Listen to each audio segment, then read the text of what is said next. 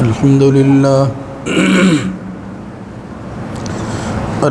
لله نحمده ونستعينه ونستغفره ونعوذ بالله من شرور أنفسنا ومن سيئات أعمالنا من يهده الله فلا مضل له ومن يضلل فلا هادي له وأشهد أن لا إله إلا الله وحده لا شريك له وأشهد أن محمدًا عبده ورسوله اللهم صل على محمد وعلى آل محمد كما صليت على إبراهيم وعلى آل إبراهيم إنك حميد مجيد اللهم بارك على محمد وعلى آل محمد كما باركت على إبراهيم وعلى آل إبراهيم في العالمين إنك حميد مجيد أما بعد فإن خير الحديث كتاب الله وخير الهدى هدى محمد صلى الله عليه وآله وسلم وشر الأمور محدثاتها وكل محدثة بدعة وكل بدعة ضلالة وكل ضلالة في النار رب أعوذ بك من همزات الشياطين من همزه ونفخه ونفثه يا أيها الذين آمنوا اتقوا الله حق تقاته ولا تموتن إلا وأنتم مسلمون يا أيها الناس اتقوا ربكم الذي خلقكم من نفس واحدة وخلق منها زوجها وبث منهما رجالا كثيرا ونساء واتقوا الله الذي تساءلون به والأرحام إن الله كان عليكم رقيبا يا أيها الذين آمنوا اتقوا الله وقولوا قولا سديدا يصلح لكم أعمالكم ويغفر لكم ذنوبكم ومن يطع الله ورسوله فقد فاز فوزا عظيما رب اشرح لي صدري ويسر لي أمري واحلل عقدة من لساني يفقهوا قولي وما أرسلناك إلا رحمة للعالمين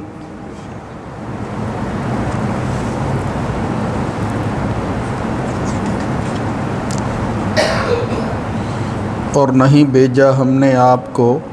مگر تمام جہانوں کے لیے باعث رحمت۔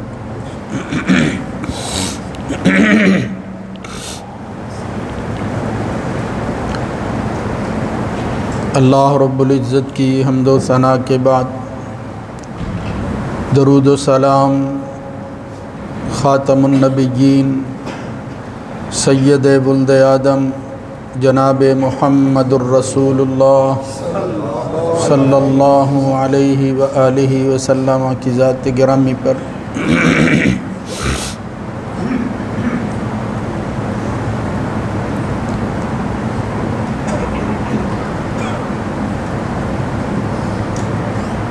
اللہ رب العزت نے اپنے تعارف کے حوالہ سے اپنی ذات کے ساتھ کچھ صفات کا تذکرہ کیا، ایسی خوبیاں، ایسے وصف جو الفاظ کی حد تک تو دوسرے لوگوں میں بھی موجود ہے، مگر اپنے مقام، مرتبہ اور حیثیت کے اعتبار سے وہ وصف جو اللہ تعالیٰ کا ہے اس میں کوئی دوسرا شریک نہیں ہے، اس لیے کہ یہ شرکت ممکن نہیں ہے۔ جس ذات کی وہ خوبیاں اور اوصاف ہیں وہ اگر دوسروں میں بھی پائی جائیں تو پھر یہ فرق خالق اور مخلوق کا ختم ہو جاتا ہے۔ ان میں سے ایک وصف اور خوبی یا ایک صفت جس کا تذکرہ اللہ رب العزت فرماتا ہے وہ صفت رحمت ہے۔ اللہ اپنے بارے میں کئی جگہ پر کہتا ہے کہ میں رحم کرنے والا ہوں، بلکہ ایسے مبالغے کے صیغے استعمال کیے کہ جس سے معلوم ہوتا ہے کہ واقعتاً یہ جو صفت رحمت اس کے لائق ہے، اس کے لیے ہی یہ الفاظ بھی استعمال ہو سکتے ہیں، کوئی دوسرا ان الفاظ میں بھی شریک نہیں ہو سکتا۔ سورہ فاتحہ مشہور صورت ہے، کئی فضائل کی حامل ہے۔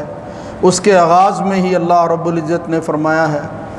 الحمدللہ رب العالمین الرحمن الرحیم۔ الرحمن کوئی اور نہیں ہے، الرحیم یہ معرفہ کے لفظ کے ساتھ اللہ نے جو کہا ہے یہ بھی اسی کی صفت ہے۔ ان کا روٹ اور اصل اگرچہ رحم ہی ہے مگر مبالغے کے صیغے کے ساتھ کہ وہ انتہائی مہربان ہے۔ مہربانی کی انتہا جہاں ہوتی ہے وہ اللہ کی صفت ہے، جس کو اللہ بیان کر کے اپنا تعارف کرواتا ہے کہ میں وہ رب العالمین ہوں جو الرحمن ہے اور الرحیم۔ اس سے اس صفت کا اندازہ ہوتا ہے کہ اللہ رب العزت اپنی ربوبیت اور عالمی ربوبیت رب العالمین کے بعد ساتھ ہی جو دوسری چیز بیان کرتا ہے وہ یہ کہ میرے بارے میں مجھ کو مانتے ہوئے اس طرح کا خوف دل میں نہ آئے جس طرح کسی خطرناک چیز سے ڈرتے ہوئے انسان کہتا ہے کہ اس سے جتنا دور رہا جائے وہی بہتر ہے۔ نہیں، بلکہ فرمایا میں جہاں رب العالمین ہوں تو میری اس ربوبیت کے ساتھ مجھے ساتھ ہی یہ یاد رکھو کہ میں الرحمن الرحیم بھی ہوں۔ میری رحمت جو ہے وہ سب سے زیادہ اس مخلوق اس کائنات میں موجود چیزوں پر ہے، جس کا میں رب ہوں، رب العالمین۔ اور بھی کئی جگہ پر سورہ کہف دیکھ لیں، وہاں ربک الغفور ذو الرحمہ، تیرا رب وہ ہے جو صاحب رحمت۔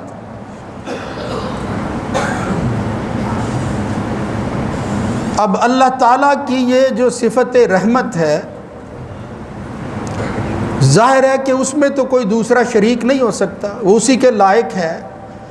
جبکہ یہی لفظ جو ہے وہ دوسروں کے لیے بھی اللہ تعالیٰ نے استعمال کیا ہے۔ انسان، دوسری مخلوقات، ہر ایک جو ہے وہ اپنے طور پر رحم کا جذبہ رکھتی، اس کا تو انکار نہیں کیا جا سکتا۔ لہذا وہ جو رحمت ہے جو مخلوق کے اندر موجود ہے وہ اللہ کی صفت نہیں ہے، بلکہ وہ صفت مخلوق ہے، خلق ہے اللہ کی۔ جس طرح بے شمار دوسری چیزیں ہیں وہ اللہ نے پیدا کر رکھی ہیں، اسی طرح اللہ تعالیٰ نے رحمت کو پیدا کیا ہے، اور جو پیدا شدہ ہو وہ خالق نہیں ہوتی، وہ رب نہیں ہوتی۔ اللہ، اس کی ذات اور صفات وہ اسی کے لائق ہیں، اس میں کوئی دوسرا شریک نہیں ہے، مگر جس کو وہ تخلیق کر دے وہ پھر مخلوق بن جاتی ہے، اس کے اندر دوسرے جو ہے وہ شریک ہو سکتے ہیں، ہوتی ہی وہ مخلوق ہے۔ اس کا تذکرہ اللہ رب العزت نے اپنے نبی محمد الرسول اللہ صلی اللہ علیہ وسلم کے ذریعے آپ کی زبان سے جو ہے وہ ہمیں بتایا ہے کہ ان اللہ خلق یوم خلق السماوات والارض مئۃ رحمت، جب سے اللہ نے آسمان اور زمین کی تخلیق کی ہے اسی وقت سے اللہ تعالیٰ نے 100 رحمتیں پیدا کی ہیں، 100 رحمتیں۔ انزل منہا رحمتاً واحدتاً، ان 100 میں سے ایک رحمت ہے جو اس نے اتاری ہے بین الجن والانس والبہائم والحوام بہا یتراحمون ویتعاطفون بہا۔ ان میں سے جو ایک رحمت اس نے نازل کی ہے وہ جنوں، انسانوں، جانوروں، زہریلے جانوروں کے درمیان ہے، کہ جس سے وہ ایک دوسرے کے ساتھ جو ہے وہ رحم کرتے ہیں، ایک دوسرے پر شفقت اور مہربانی کرتے ہیں۔ اللہ تعالیٰ نے وہ ایک رحمت تقسیم کر رکھی ہے جو اس کی رحمت خلق تھی۔ وہاں اگلا حصہ بھی وہ ایمان کی تازگی کے لیے بہت ضروری ہے کہ رسول اللہ صلی اللہ علیہ وسلم فرماتے ہیں اس مہربان ہستی نے جو 100 رحمتیں پیدا کی ہیں اور ایک تقسیم کر کے تعطف الوحش علی ولدہا، حتیٰ کہ وحشی جانور بھی رحمت کا جذبہ ضرور رکھتے ہیں۔ اخر اللہ 99 رحمتاً الی یوم القیامت، اور کہیں آتے ہیں اخر اللہ 99 رحمتاً لعبادہ یوم القیامہ، اللہ رب العزت نے اس رحمت خلق کو جو ایک اس ساری دنیا اور جہان کو دی ہے، 99 رحمتوں کے حصے ہیں جو اپنے بندوں کے لیے قیامت تک باقی چھوڑ رکھے، 99 حصے ہیں۔ لیکن مجھے جو عرض کرنا ہے سورہ انبیاء کی اس آیت کی روشنی کے اندر، وہ یہ ہے کہ ایک صفت ہے رحمان کی، اللہ رب العزت کی، اسی نے صفتیں جو ہے وہ رحمت خلق کی ہے۔ تو اس کی تقسیم میں سے نبی اور رسول کی بعثت، یعنی ولادت کے بعد جو اگلا مرحلہ ہے وہ ہے بعثت یا ارسال رسل اور انبیاء کا، کہ انبیاء اور رسول کو مبعوث کیا جاتا ہے، بھیجا جاتا ہے۔ یہ بھی اللہ رب العزت کی رحمتوں میں سے ایک رحمت ہے، ارسال رسل، پیغمبروں کا بھیجا جانا۔ لقد من اللہ علی المؤمنین اذ بعث فیہم رسولا من انفسہم، جس کو اللہ احسان کے طور پر جتلا رہا ہے کہ یہ کوئی معمولی رحمت نہیں ہے جو اللہ رب العزت نبی اور پیغمبر اور رسول بھیجتا ہے لوگوں کی ہدایت کے لیے۔ وَلِكُلِّ قَوْمٍ ہَادٍ، ہر ایک کے لیے اللہ تعالیٰ نے ایک ہادی وہ بھیجا ہے جو ان کو راہ راست پر جو ہے وہ رکھتا ہے اور بتاتا رہتا ہے۔ ان میں سے، ان نبیوں اور رسولوں میں سے آخری نبی، آخری رسول سید ولد آدم جناب محمد الرسول اللہ صلی اللہ علیہ وآلہ وسلم، خاص طور پر جن کی رسالت اور بعثت کے حوالہ سے اللہ رب العزت نے فرمایا، اور یہی اس آیت کا صحیح مفہوم بھی ہے دیگر باتوں کے ساتھ، کہ رسول اللہ صلی اللہ علیہ وسلم جو ہیں وہ رحمت للعالمین ہیں۔ کس اعتبار سے؟ بحیثیت رسول، آپ کی رسالت وہ باعث رحمت ہے اس مخلوق کے لیے، یعنی وہ چیزیں جو اس مخلوق کو رحم کے حوالہ سے ضرورت تھی، اللہ تعالیٰ نے وہ اس پیغمبر کی بعثت کے ذریعے جو ہے وہ مکمل کر دی ہیں، اور یہ احسان ان پر فرمایا ہے۔ وما ارسلناک الا رحمۃ للعالمین، اللہ تعالیٰ نے پہلے نفی کر کے پھر کہا کہ ہم نے نہیں بھیجا، تو کیا مطلب ہے؟ اس میں حسر پیدا ہو جائے کہ اللہ نے نہیں بھیجا مگر یہی بھیجا ہے کہ وہ تمام جہانوں کے لیے رحمت کا باعث اور ذریعہ ہے۔ رحمت حاصل ہوگی کس کے ذریعے؟ محمد الرسول اللہ صلی اللہ علیہ وآلہ وسلم۔ بدقسمتی ہے، میں شروع میں ہی عرض کر دوں کہ اس حضور کی صفت اور آپ کا جو ہے وہ رحیم ہونا، دوسری جگہ وہ بھی آ رہا ہے، آپ کی یہ جو رحمت ہے بہت غلط مفہوم لوگوں نے اس کو پہنا لیا، اور خدا نخواستہ یہ سمجھ لیا گیا کہ آپ کے رحیم اور آپ کی رسالت کی رحمت کا مطلب یہ ہے کہ ہم جو کچھ مرضی کرتے رہیں، اللہ کے قانون کو توڑتے رہیں، اللہ کے عدل اور انصاف جو ہے اس کا لحاظ نہ رکھیں، کوئی بات نہیں ہے، جس طرح دوسرے لوگ ہیں ہم بھی کچھ نہ کریں، آخر وہ بڑا رحیم ہے، اللہ بڑا رحیم ہے، وہ اس کی رحمت اور اس کے نبی کی رسالت کی رحمت وہ کب کام آنی ہے؟ ہمارے ہی کام آنی ہے۔ بغاوت کا یہ انداز ہے جو شیطان نے ان کے دلوں میں ڈال رکھا ہے، اور اسی پر دنیا جی رہی ہے۔ یہ وہی عقیدہ ہے جو مسیح علیہ السلام، عیسیٰ علیہ السلام کے بارے میں کفارہ مسیح کے نام سے عیسائیوں کے اندر پایا جاتا ہے، اور اللہ تعالیٰ نے ان کو جو ہے وہ ہدایت سے دور کر کے ضلالت والی قوم جو ہے وہ قرار دیا ہے۔ یہ تو ضلالت ہے، اس سے بڑی گمراہی کیا ہو سکتی ہے کہ انسان کی تخلیق کے مقصد کو اور اس کی زندگی کے اندر جو اصول اور قواعد ان کو ہی بندہ بھول جائے، اور پھر اس خوش فہمی کے اندر زندگی گزارتا رہے اور لوگوں میں عام کرے۔ بھئی وہ چھڑا لیں گے، اب خدا نہ خواستہ جو بھی بات کریں وہ آتا ہے کہ شاید یہ کسی کی مخالفت میں کی جا رہی ہے، مگر حقیقت یہ نہیں ہے، مخالفت نہیں ہے۔ وہ جو نبی باعث رحمت تھے اور رحیم تھے، لقد جاءکم رسول من انفسکم، ایک ہے رحمت عامہ، وہ اللہ نے یہاں بیان کی سورہ انبیاء میں وما ارسلناک الا رحمۃ للعالمین کے حوالے سے. ایک ہے رحمت خاصہ، جہاں اللہ کا رسول تمام جہانوں کے لیے، ماننے والے ہوں منکر ہوں سب کے لیے رحمت ہے. کاش ان کو احساس ہو سکے، وہ کافر ہوں مسلمان ہوں، ماننے والے ہوں انکار کرنے والے ہوں، وہاں ایک رحمت خاصہ ہے. اللہ رب العزت نے اس کو سورہ توبہ میں بیان کیا، لَقَدْ جَاءَكُمْ رَسُولٌ مِّنْ أَنفُسِكُمْ. قربان جائیں، کیا رحمت ہے اللہ کی کہ اس نے اس رحیم کو بھیجا کہ میں تمہارے پاس ایک ایسا رسول بھیج رہا ہوں من انفسکم، جو تم میں سے ہی ہے، عزیز علیہ ما عنتم، تمہارے دکھوں کو تم سے زیادہ وہ محسوس کرنے والا. عزیز علیہ، غالب ہے وہ اس بات پر کہ میری امت کے لوگوں کو مشقت نہ ہو. یہ پہلی بات. حریص علیکم، حرص رکھنے والا ہے. حرص کیا ہوتی ہے؟ وہ آخری خواہش، وہ چھوٹی سے چھوٹی ایسی چیز جو کسی کو جو ہے وہ فائدہ پہنچا سکے، بندہ کہتا ہے یہ بڑا حریص ہے اس کے معاملے میں، حرص کرتا ہے. یہ نبی اس امت کی، ان لوگوں کی ہدایت کے لیے فرمایا حریص علیکم بالمؤمنین رؤوف الرحیم، اور مومنوں کے ساتھ یہ عزیز علیہ ما عنتم، یہ حریص علیکم کے ساتھ فرمایا رؤوف ہے، رحیم ہے. کہیں رحمت للعالمین ہے، لیکن فرمایا مومنوں کے لیے یہ رؤوف بھی ہے رحیم بھی ہے. تو یہ صفت جو ہے یہ خاصہ ہے، صفت خاصہ اسے کہتے ہیں جو مومنوں کے ساتھ جو ہے وہ مقصود. مگر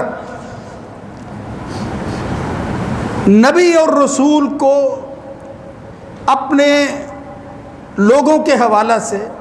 سب سے زیادہ جس چیز کی فکر ہوتی ہے وہ یہ کہ یہ کفر کو چھوڑ کر ایمان کو اختیار کر لیں، ہدایت کو لے لیں.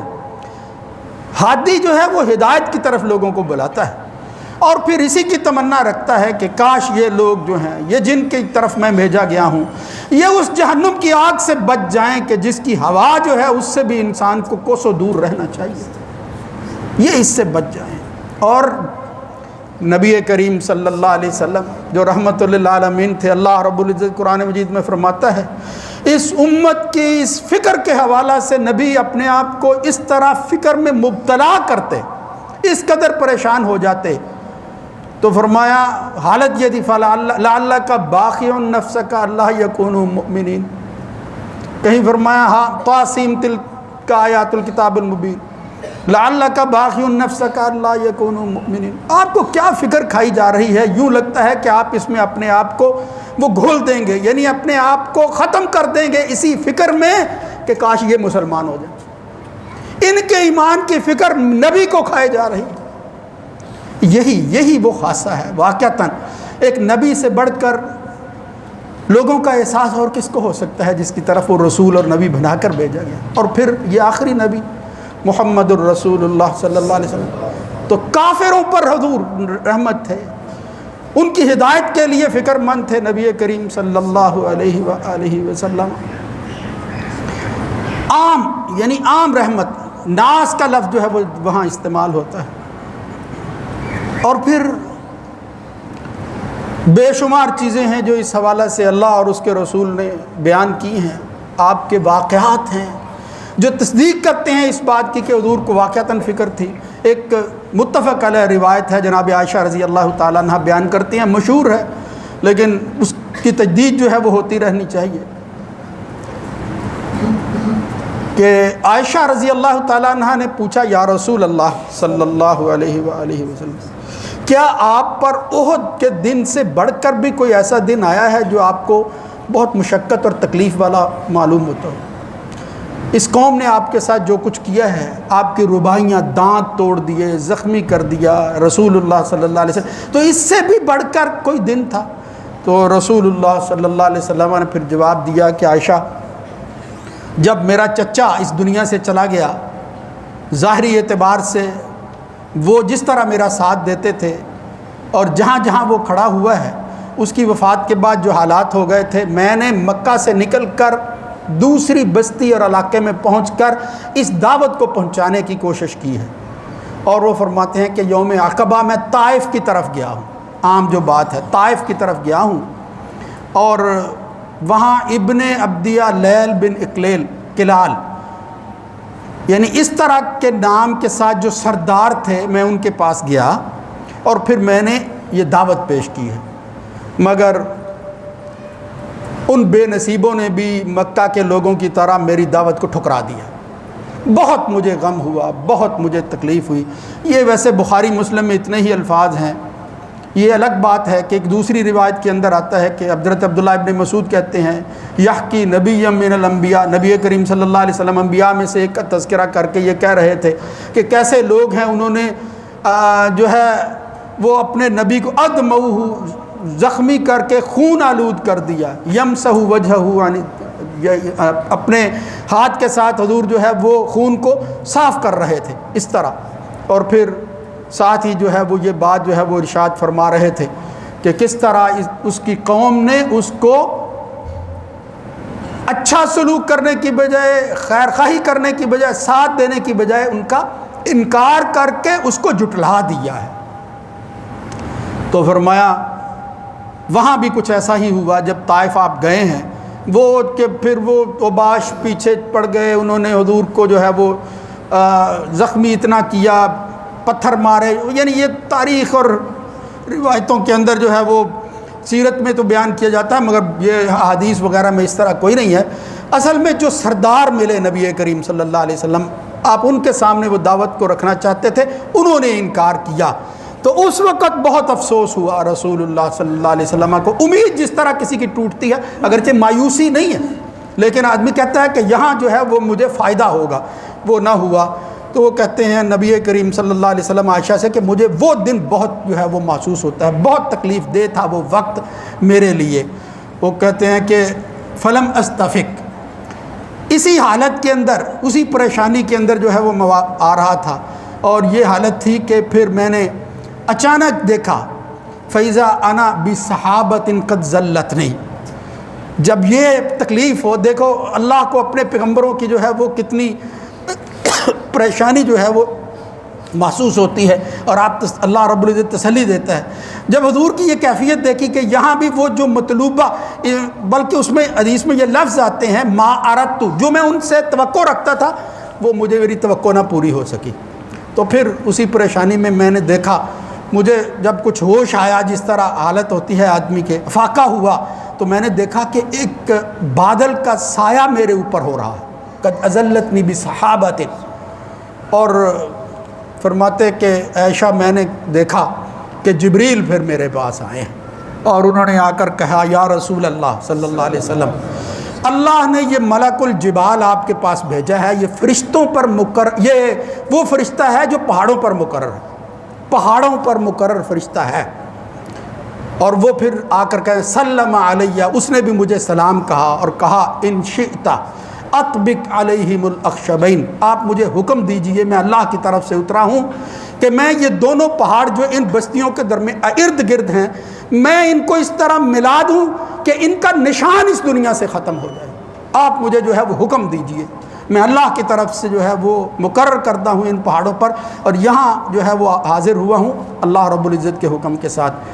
مگر قربان جائیں اس وقت جو میں بات کر رہا تھا کہ کافروں کے حوالہ سے اور اس قدر جو ہے وہ تکلیف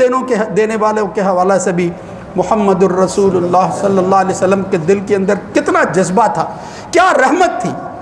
اللہ کے رسول صلی اللہ علیہ وسلم کو جب یہ کہا گیا کہ بس لمحوں کے اندر ان کا نشان ختم ہو سکتا ہے، یہ اس دنیا کے اندر جیسے آباد ہی نہیں تھے، اطبق علیہم الاخشبین، دونوں علاقوں کو اس طرح جو ہے وہ مسل دیا جائے گا، نشان ختم ہو جائے گا ان کا۔ تو رسول اللہ صلی اللہ علیہ وسلم نے فرمایا لا ارجو ان یخرج اللہ،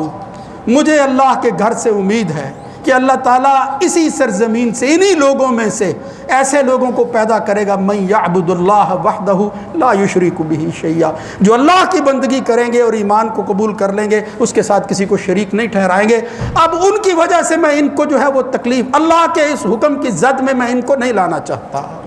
ان کافروں کو اپنی رحمت کی وجہ سے۔ یہ نبی کریم صلی اللہ علیہ وسلم نے کہا نہیں، میں رحمت للعالمین ہوں، یہ اگرچہ کافر ہیں، یہ جب میرے خلاف تلوار اٹھا کر مجھے قتل کرنے کے لیے سامنے آ جائیں گے تو جواب ضرور دوں گا، مگر میں پہل نہیں کروں گا کہ ان کا خاتمہ ہو جائے، ایسا نہیں ہوگا۔ رسول اللہ صلی اللہ علیہ وسلم جہاں ان کافروں کے حوالے سے اس قدر فکر مند تھے، اللہ نے بیان کیا، حضور واقعات بیان کرتے ہیں، اور ایک سے زیادہ مقام ایسے ہیں، بے شمار ایسے واقعات ہیں جب ہوا، مگر رسول اللہ صلی اللہ علیہ وسلم نے کہا نہیں میں مہلت دے رہا ہوں، اور پھر قربان جائیں اس نبی پر یہی کہا اللہم اہد قومی فانہم لا یعلمون، یہ اپنی جہالت کی وجہ سے، لا علمی کی وجہ سے مجھے جھٹلا رہے ہیں، یا اللہ یا تو ان کو ہدایت دیتے، اللہم اغفر لی، اور ان کی خطاؤں اور غلطیوں کو معاف فرما دے۔ یہی فرمایا محمد الرسول اللہ صلی اللہ علیہ وسلم نے۔ کیا حوصلہ تھا، کیا جذبہ تھا، کیا رحمت کی صفت وہ کوٹ کوٹ کر بھر دی تھی اس رحمت للعالمین کے ہاں اللہ رب العزت نے۔ ورنہ انسان کو اختیار دیا جائے تو پھر کیا کچھ کر نہیں گزرتا بندہ، کچھ نہ کر سکنے والا بھی کوشش ضرور کرتا ہے، مگر محمد الرسول اللہ صلی اللہ علیہ وسلم نے دکھ اپنی ذات پر جھیل لیے، مگر اپنی اس صفت رحمت کی لاج رکھتے ہوئے کافروں کو بھی کچھ نہیں کہا۔ وہ طفیل بن عمر الدوسی آتے ہیں اور وہ سمجھتے ہیں کہ یہ میرے قبیلے کے لوگ، دوس قبیلے کے لوگ جو ہیں وہ انکار کر رہے ہیں، اسد ابد فدع اللہ، آپ ان کے لیے بد دعا کیجئے۔ تو لوگوں نے بھی کہا کہ آج حضور جو ہے وہ بد دعا کریں گے، مگر طفیل بن عمر دوسی کے کہنے کے باوجود جب لوگ جو ہے وہ بےتاب تھے کہ حضور کی زبان سے کیا الفاظ نکلنے والے ہیں دوس قبیلہ کے بارے میں، محمد الرسول اللہ صلی اللہ علیہ وسلم نے کہا اللہم اہد دوسا واتی بہم، یا اللہ دوس کو ہدایت دے دے اور وہ ہدایت کو قبول کر کے میرے پاس حاضر ہو جائے۔ یہ فرمایا محمد الرسول اللہ صلی اللہ علیہ وسلم۔ اس لیے میرے بھائیوں، ایمان والوں پر تو ہے ہی وہی بات جو میں نے عرض کی تھی، بدقسمتی ہے، یہ تو کافروں کا معاملہ ہے، یہ ماننے والے بھی بھول گئے کہ حضور کی رحمت کیا تھے، رحمت للعالمین کیا تھے، یہ حریص علیکم بالمؤمنین رؤوف الرحیم کیا تھے، اور کتنی فکر تھی اس ہدایت کی وجہ سے کہ اگر یہ اس سے دور ہو گئے، یہ خدا نہ خواستہ محبت عقیدت کے اندر حقیقت ہی کو بھول گئے، تو پھر ان کا ٹھکانہ اچھا ہونے والا نہیں ہے۔ یہ فکر جو ہے یہ ماننے والوں کے حوالے سے تھی، بدعات کے حوالے سے، آپ کی ذات کے حوالے سے۔ حضور نے فرمایا کہ اس غلو سے بچنا، جو غلو تمہیں جو ہے وہ جہنم میں لے جائے گا۔ فَإِنَّمَا أَهْلَكَ مَنْ كَانَ قَبْلَكُمْ الْغُلُوُّ فِي الدِّينِ، مجھے اللہ کا پیغمبر ہی رکھنا، وہ جو صفات اللہ نے اپنی بیان کی ہیں اس میں کہیں مجھے شریک نہ کر دینا، اس غلو سے بچنا، دور رکھنا مجھے۔ اس لیے کہ پہلی قومیں جب یہ ان کے اندر جو ہے وہ بد عادت آ جاتی ہے اور عقیدت کے اندر وہ دوسروں کو حد سے بڑھاتے ہیں، پھر اللہ تعالیٰ ان کو ہلاک کر دیتا ہے، پھر تباہی ان کا مقدر بن جاتی ہے۔ محمد الرسول اللہ صلی اللہ علیہ وسلم کے حوالے سے کہ مومنوں پر، ماننے والوں پر ان کو کی کتنی فکر تھی نبی کریم صلی اللہ علیہ وسلم کی۔ وہ حدیث آتی ہے کہ قرآن مجید کی ایک آیت پڑھی، ربی انہن اضللن کثیرا من الناس، ابراہیم علیہ السلام نے جب کہا اپنے لوگوں کے بارے میں اضللن کثیرا من الناس فمن تبعنی فانہ منی ومن عصانی، اور کہیں عیسیٰ علیہ السلام نے کہا ان تعذبہم فانہم عبادک، اگر تو عذاب دے تو تیرے بندے ہیں، وَإِن تَغْفِرْ لَهُمْ فَإِنَّكَ أَنْتَ الْعَزِيزُ الْحَكِيمُ، معاف کر دے تو تجھے کون پوچھنے والا ہے۔ یہ ہر پیغمبر اپنی قوم کے بارے میں یہی کہتا رہا۔ ابھی یہ آیتیں پڑھی، اور ایک روایت میں تو آتا ہے کہ ایک رات حضور یہ آیت پڑھ رہے تھے، ساری رات یہی آیت دہراتے رہے اور رات گزر گئی نبی کریم صلی اللہ علیہ وسلم۔ اور پھر ساتھ ہی فرمایا جب یہ آیتیں دونوں پڑھی اور آگے آتا ہے اللہم امتی اللہم امتی، یا اللہ یہ ابراہیم اپنی امت کے بارے میں کتنے پریشان ہیں، عیسیٰ کیا کہہ رہے ہیں، یا اللہ میری امت کا کیا بنے گا، اللہم امتی امتی، فبقا نبی صلی اللہ علیہ وسلم، نبی کریم صلی اللہ علیہ وسلم رو رہے تھے، حتیٰ کہ آپ کی اس امت کی پریشانی کو دیکھ کر اللہ رب العزت نے دوبارہ جبریل کو بھیجا ہے، جبریل جاؤ، اللہ کو سب معلوم تھا، وَرَبُّكَ أَعْلَمُ فَاسْأَلْهُ مَا يُبْكِيهِ، جاؤ جبریل جا کر پوچھو کہ میرا نبی اتنا کیوں رو رہا۔ تو نبی کریم صلی اللہ علیہ وسلم کے پاس جب جبریل آئے ہیں اور حضور نے جب یہ بتایا اللہم امتی اللہم امتی کا تذکرہ کیا، تو جا کر جبریل نے جب اللہ سے کہا، اللہ کو سب معلوم تھا، تو کہا جاؤ جا کر پھر تسلی دے دو اس امت کے حوالے سے، میرا نبی جتنا پریشان ہے، جس فکر میں ہے، وہ اگر اپنے اعمال کے اعتبار سے کوئی بہت زیادہ جو ہے وہ کام نہ کر سکیں، محنت نہ کر سکیں، مگر ان کے دل کے اندر وہ حقیقی ایمان خواہ ایک کلمے کی ہی صورت میں کیوں نہ ہو، میں اپنے انا سنرزیک فی امک ولا فی امتک ولا نسوک، ہاں ہم تجھے تیری امت کے بارے میں راضی کر دیں گے، تجھے غمگین اور پریشان نہیں چھوڑیں گے۔ میرے بھائیوں، جب اس طرح کا نبی اپنی امت اور اپنے ماننے والوں کے حوالے سے اس قدر فکر رکھتا ہو، فرمایا ایک حدیث اور سن لو، نبی کریم صلی اللہ علیہ وسلم نے فرمایا اللہ نے اپنے ہر نبی کے لیے ایک ایسی دعا ضرور رکھی ہے کہ جو رد نہیں کرتا۔ اللہ رب العزت با اختیار ہے، وہ چاہے رد کر دے چاہے قبول کر لے، وہ خواہ نبیوں کی بات ہو وہ بہتر جانتا ہے، لیکن ایک ایسی دعا ہر نبی کو اللہ عطا کرتا ہے کہ جو رد نہیں ہوتی۔ فتعجل کل نبی دعوتہ،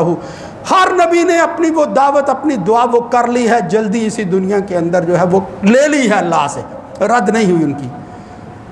لیکن فرمایا فَأَخَّرْتُ دَعْوَتِي شَفَاعَةً لِأُمَّتِي يَوْمَ الْقِيَامَةِ، میں نے اپنی وہ دعا جو رد نہیں ہوتی اس کو جو ہے وہ مؤخر کر دیا ہے، اور سفارش کے طور پر اس امت کے حق میں اللہ سے مانگوں گا جو میری دعا جو ہے وہ اللہ پھر رد نہیں کرے گا۔ اختبعت،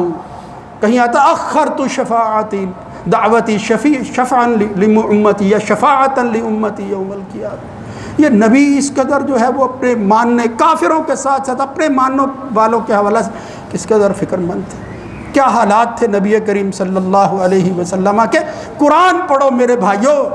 کن غلط فہمیوں کے اندر ہم مبتلا ہو گئے ہیں، کس محبت اور عقیدت کے رنگ کے اندر شیطان نے ہمیں کس طرف لگا دیا ہے۔ خدا نہ خواستہ، اللہ نہ کرے ہم ان لوگوں میں کہیں شامل نہ ہو جائیں جن کے متعلق جو ہے وہ اللہ رب العزت پھر عیسیٰ کے ماننے والے اور ان کی نسبت والوں کے حوالے سے کہتا ہے کہ ان کا عیسیٰ سے کوئی تعلق نہیں ہے۔ عیسیٰ کی جو عیسائی تعلیمات یہ پیش کر رہے ہیں وہ یہ نہیں تھی۔ کہیں محمد الرسول اللہ صلی اللہ علیہ وسلم کے بارے میں اس امت کو یہی جواب نہ دیا جائے۔ کچھ لوگ جو ہے وہ جب اس دین کو بگاڑنے کے بعد جب حوض کوثر میں سے گزرنے کا وقت ہوگا اور آگے جائیں گے تو نبی کریم صلی اللہ علیہ وسلم کہیں گے کہ یہ میرے ہیں، مگر اللہ کہے گا کہ نہیں، تیرے جانے کے بعد یہ تیرے نہیں رہے تھے۔ اللہ رب العزت ہمیں یہ باتیں سن کر ان کی جو اصلیت اور حقیقت ہے پہنچنے کی توفیق نصیب فرمائے۔ یہ اللہ ہمیں شرح صدر نصیب فرمائے کہ جس کے ذریعے ہم ان باتوں کو جو محض جو ہے وہ بہلاوے کے اندر ہم نے جو ہے وہ دین بنا لیا ہے اور اس کو ایمان بنا کر اختیار کیے ہوئے ہیں، حقیقت سے اس کا کوئی تعلق نہیں ہے۔ اللہ تعالی ہمیں صحیح راستے پر جو ہے وہ گامزن رہنے کی توفیق نصیب فرمائے، ہدایت جو ہے اس پر جو ہے وہ قائم اور دائم رکھے اور اسی پر ہمارا خاتمہ ہو، جس کے بارے میں ہمارے نبی نے کہا قل ان صلاتی و نسکی و محیای و مماتی اللہ، اگر فرمایا ھذہ سبیلی، کہیں فرمایا ھذہ سبیلی، یہ میرا وہ راستہ، ادعو الی اللہ علی بصیرۃ انا ومن اتبعنی، میں بصیرت اور دانائی پر جو ہے وہ لوگوں کو بلا رہا ہوں، اس کی طرف آ جاؤ، پھر نجات جو ہے وہ تمہاری ہوگی، ورنہ پھر آگے جو ہے وہ آگے ڈاٹ ہی ہے کہ خدا نہ خواستہ وہ کچھ ہونے والا ہے جو پہلوں کے ساتھ۔ اللہ تعالیٰ عادل ہے میرے بھائیوں، آخری بات سن لو، ہم جو کہتے ہیں کہ بھئی اللہ بڑا رحیم ہے، نبی بڑا رحیم ہے، مگر اللہ عادل بھی ہے، اس سے بڑھ کر انصاف جو ہے وہ کوئی کرنے والا نہیں ہے۔ اللہ تعالیٰ جو ہے وہ ماننے والوں کو، صحیح عقیدہ والوں کو، اس کے بارے میں صحیح فکر رکھنے والے اور غلط لوگوں کو ملا کر رکھ دے گا، اس میں مجرموں کو اور اپنے ماننے والوں کو، اتباع کرنے والوں کو ایک ہی راستے پر جو ہے وہ لگا دے گا۔ کوئی بات نہیں ہے، میں رحیم ہوں، یہ کچھ نہیں کر کے آئے گی، یہ میری بغاوت بھی کر کے آئے ہیں تو ٹھیک ہے، یہ اللہ کا انصاف نہیں ہے۔ اللہ انصاف کے مطابق دنیا کو، اس کائنات کو چلا رہا ہے اور اس کا فیصلہ بھی انصاف کے مطابق ہوگا۔ افنجعل المسلمین کالمجرمین ام حسب الذین اجترحوا السیئات ان نجعلهم کالذین آمنوا وعملوا الصالحات افمن کان مؤمنا کمن کان فاسقا۔ یہ تو اصول ہی کے خلاف ہے، اور اگر اصول اور قانون کی پاسداری خود اللہ نہیں کرے گا اور کون کرے گا؟ سب سے زیادہ اللہ فیصلہ کرنے والا ہے، لیکن